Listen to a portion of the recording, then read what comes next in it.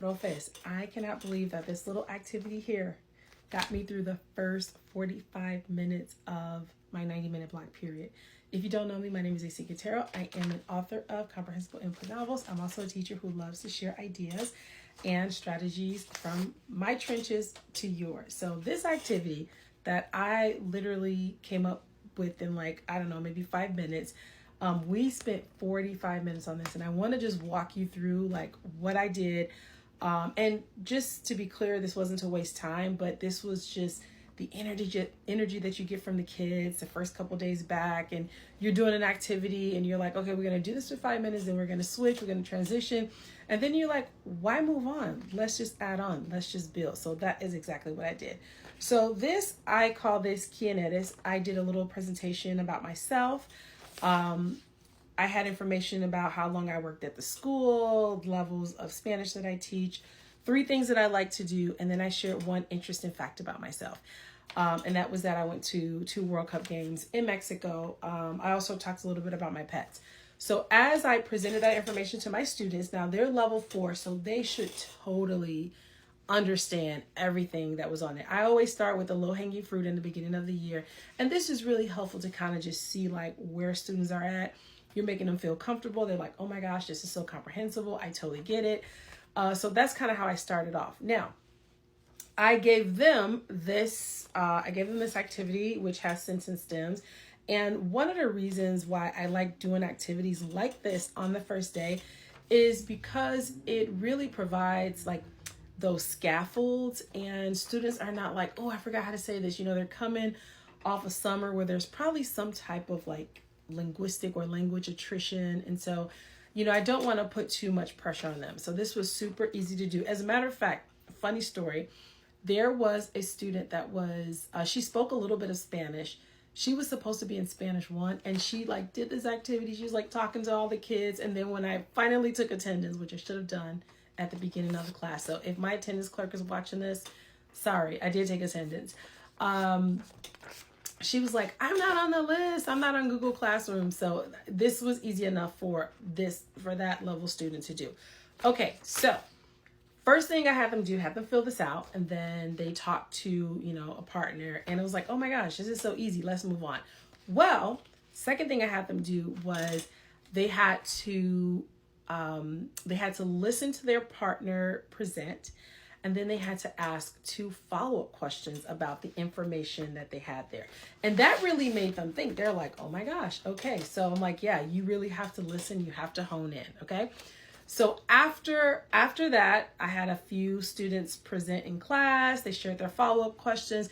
I didn't do too much correction because I wanted them to just kind of speak freely. So they did their follow-up questions, and they're like, okay, can we move on to the next activity? No, I added another component. The next component was to actually to have a reaction to something that they said. So ay, qué interesante. Ay, qué raro, de verdad. And I have on my wall sort of those rejoinders. I've had them up there for such a long time. And there's different categories. And so students did that. So they reintroduced themselves. They talked. They had their moment. And then the last thing they had to do was they had to find something that they could connect with.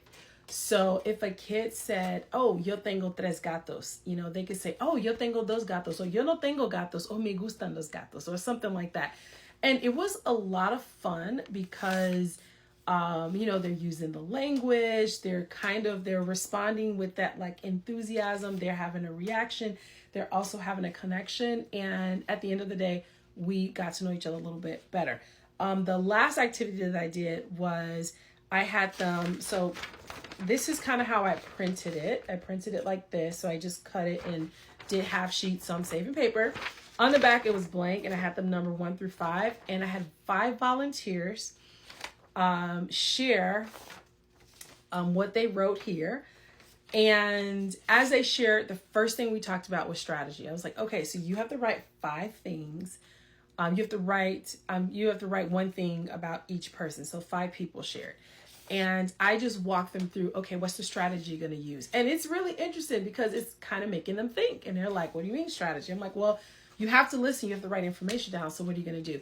And finally, someone says, well, like focus on like maybe one or two of the questions.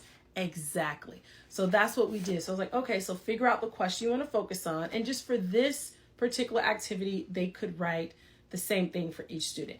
The second strategy was, if you're focusing on that particular question, how can you set up your paper?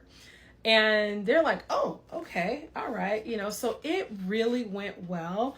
The only thing that I would add that I did in one class but forgot to do in the other one, because the other one was like at the end of the day, is I like for students to share without reading. And I did do an example for the first class. I talked about myself and I said, okay, what are you observing here? And then I had them identify that I wasn't reading from the sheet. And then we talked about the importance of authentic communication.